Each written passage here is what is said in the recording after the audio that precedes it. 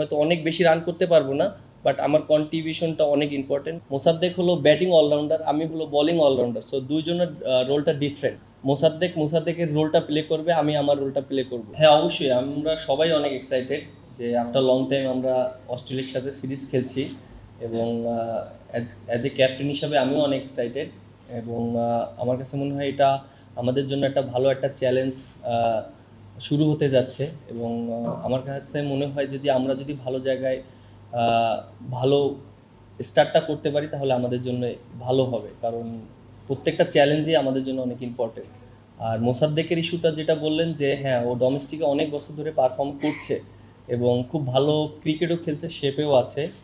আমার কাছে মনে হয় this is the right time যে ওকে নেওয়া হয়েছে, এবং আমাদের যে জায়গাটা আমরা চিন্তা করেছি সেই জায়গাটা যদি ও ভালো করতে পারে টিমের জন্য অনেক বেটার হবে। প্রথম দিকে যখন আমি ক্যাপ্টেন্সি পাই, তখন আমার জন্য একটু ডিফিকাল্ট ছিল সিচুয়েশনটা, আপনারা সবাই জানেন। এবং আমাদের টিমের অবস্থাটাও এরকম ছিল না, এবং আমি চাচ্ছিলাম যে একটা ভালো একটা টিম কম্বিনেশন করার জন্য। আর নাহিদ রানার যে পোটেনশিয়াল সেটা আমরা সবাই জানি, জোরে বল করতে পারে এবং ভালো জায়গায় বল করতে পারে। সো আমরা ওইভাবেই চিন্তা করেছি, যেহেতু সামনে ওয়ার্ল্ড কাপ সাউথ আফ্রিকাতে, সো জোরে বলারদের আমাদের টিমে থাকাটা খুবই ইম্পর্টেন্ট, এবং আমরা ওইভাবেই ওকে চিন্তা করেছি এবং ওইভাবেই ওকে সাহস দিয়ে ব্যাক করেছি। আমার কাছে মনে হয় যে সেই সময়টা আমরা পেয়েছি এবং নিজেদেরকে গুছিয়ে নিয়েছি, এবং যারা খেলছে তারা ডোমেস্টিকে অনেক ভালো খেলছে এবং টপ পারফর্ম করছে। আপনি যদি দেখেন তৌহিদ হৃদয়, তারপরে মোসাদ্দেক এবং লিটন দাসও খেলছে। সো আমার কাছে মনে হয় যে খুবই ভালো একটা কম্বিনেশন আছে আমাদের এখন। হ্যাঁ, রিশাদ এটা তো অবশ্যই যে ও ডোমেস্টিক খেলছে।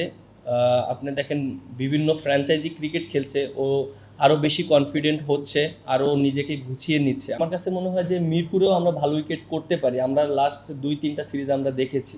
এবং আমার কাছে মনে হয় উইকেটটা অনেক ভালো আছে। আমরা চেষ্টা করব ভালো উইকেটে খেলার জন্য, কারণ ভালো উইকেটে যদি আমরা ম্যাচ জিততে পারি, বোলাররা ভালো বোলিং করে, ব্যাটসম্যানরা রান করতে পারে, দিন শেষে আমাদের কনফিডেন্টটা খুব ইম্পর্টেন্ট।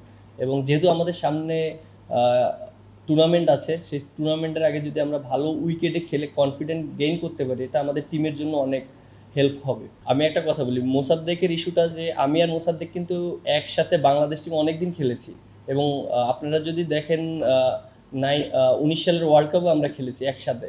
সো আমার কাছে মনে হয় এটা কোনো ডিফারেন্ট কোনো ইস্যু না।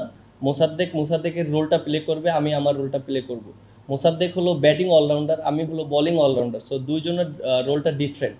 সো আমার কাছে মনে হয় যে ও যদি পারফর্ম করতে পারে, এটা আমার জন্য এবং টিমের জন্য অনেক বিরাট হেল্প হবে। দিন শেষে আমরা সবাই চিন্তা করি যে টিমটাকে কোন জায়গায় নিয়ে যাওয়া যায়, এবং আমার কাছে মনে হয় আমি অনেক কনফিডেন্ট ওকে নিয়ে, যেভাবে ও ডোমেস্টিক ভালো পারফর্ম করেছে, যদি অপরচুনিটি আসে ভালো করবে। ব্যাটিংয়ে যেটা বললেন, হ্যাঁ, আমার কাছ থেকে টিম অনেক ডিমান্ড করে, এবং আমিও নিজেও সেটা আমি ভাবি।